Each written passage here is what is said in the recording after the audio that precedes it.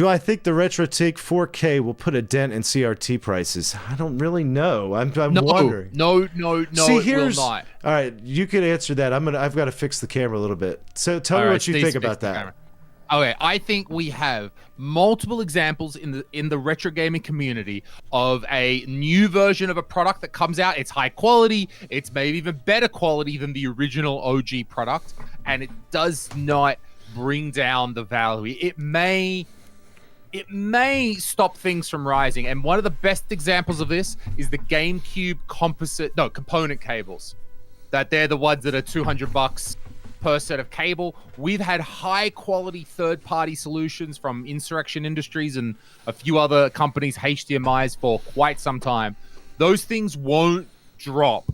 They have developed a certain level of collectability at some stage that the price won't go down. Would it stop the prices skyrocketing? Possibly, but I'm not sure that those cables were ever going to go up beyond $200 anyway, because ultimately it's still a friggin' cable. Now, CRTs are not component cables. I agree. There's many CRTs around. So the question is then, was the inability to display a good image on a flat panel, was that the reason why CRT prices are going up? I don't think so. So is it because now we can display a very, very similar reason? Is that the reason? I don't think they're so connected like that. What's your take, Steve? Yeah, and I also think that there's going to be so many people that are going to want to have the reference point of a real CRT always. I'm absolutely blown away of the thoughts of some things I've seen recently. First off, there's going to become this big wave of things of it's going to depend on your 4K television, right? Right. I mean, if you don't have this perfect, probably the one LG or two LG screens everybody goes for, you're going to be looking at a crapshoot on that. What is one of those LGs worth? I have no idea. I don't know nowadays. I'm sure it can be had for. I can't imagine them being over $1,500 anymore. I'm not positive. That's just I guess though. I mean, what the heck? So let's say there's at least $1,000 conservatively, at least 1,000 just for the right. Just for the TV, then $750 for the 4K. It's great value, but nevertheless, still $750. So you got an entry point of close to $2,000. Right, and I don't think those are the kind of people that are going to be like selling off their PVM collection to get it.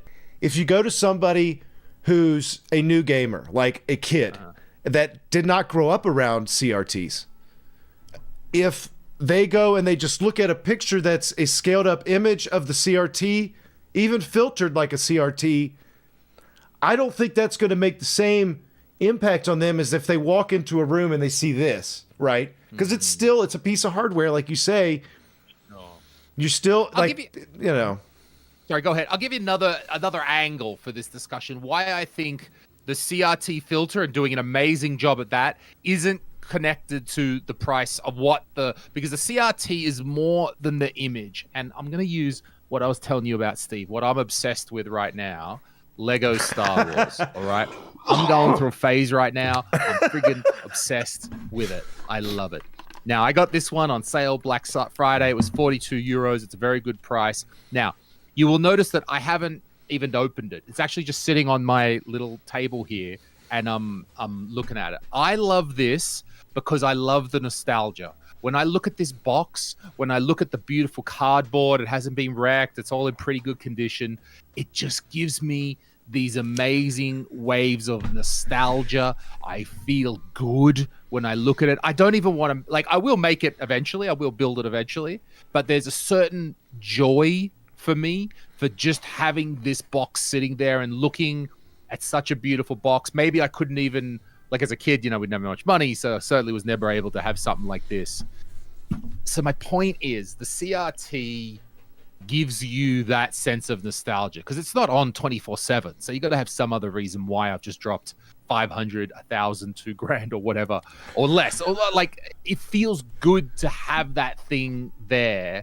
And I don't think when we have another solution necessarily will replicate that. So yeah, I really like to like some of these other things overclockwise did say. It's what's like that, almost Steve? like Oh, vinyl. I happen to have this right here as well. Oh my god, it's another massive Lego set that I happened to buy on Black Friday. Just saying. Sorry, Yeah. I just wanted to show it. That's all. So, but there is that appeal of, so that's like people always used to, you know, they count the Nest Professor on Twitter or X, completely showing always composite video stuff, and he's like, that's what I like, that's what I love, and that's great. I think that that's exactly what keeps it's gone like full force, where some people it is all about just having a look of composite video, and then you also get still the great effects naturally that come with these screens of being able to process that old video really raw as it is without much need for anything else, right? You know, that's the thing, is it always has the ability to do that on its own. So it's I feel like it's going to be a hard time for people to sit there. They might think they're going to do it, but I don't see a lot of people throwing their CRTs out once they get this. I don't see that really happening. I don't know. No, what are you guys going to do? Yeah, RetroTink-4K, amazing products. Certainly, like, yeah, it's an amazing thing. If I'm in that situation, it emulates it, makes it look really good. But yeah, they're separate. I just think that place where it's coming from inside of you is separate. They're not connected, because the original hypothesis, will it bring down CRT prices? No. And what it might actually do is, what it's probably going to do is this. It's maybe where the prices that go up are on the smaller units, because then it becomes having a 13 like this, having this as set up along with that giant TV of how you want it. I feel like these are going to become, you know, a restored, good working, solid one of this size is going to be always a desirable thing to a collector. It's not too hard to move. This big one, even, it's only like under 40 pounds. So this reminds me actually another analogy of how they're similar but different. I was been testing a lot of light guns. I love light guns too, and I wanted to find out the best way to play House of the Dead on a, like, not CRT, on a flat panel. And I tried the Wii, I tried the PS Move on the PS3, and I like the Wii, I like the PS3, and then you always get the people like, well, it's not a CRT, it's not the original. You get like that dickhead Roger always has to climb in and say how good his CRT light gun is. He's like, I'd never play a Wii because it's just not the same, you know. And the conclusion that I came to is that they're really different experiences. If you're using a light gun on a CRT, what do you got? 14-inch, 20-inch, maybe, you know, 27-inch CRT, right? That's a certain experience to have with your CRT light gun.